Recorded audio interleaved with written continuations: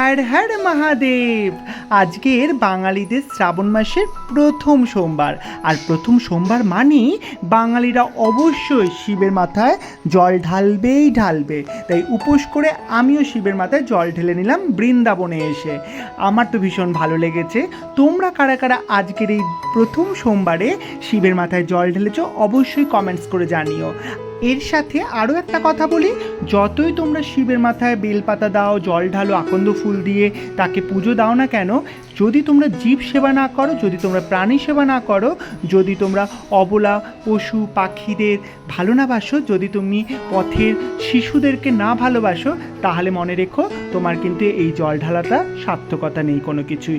কারণ শিব তখনই তুমি পাবে যখন তুমি জীব সেবা করবে, আর জীব সেবার মধ্যেই কিন্তু শিবকে আমরা পেয়ে যাই। তাই বলছি কি, সবাই তোমরা শিবকে জল ঢালার সাথে সাথে জীবকেও ভালোবাসো, জীবকেও শ্রদ্ধা করো, তবেই তো শিবকে পাবে। আর ভিডিওটা যদি ভালো লেগে থাকে তাহলে অবশ্যই কমেন্টস করো হর হর মহাদেব।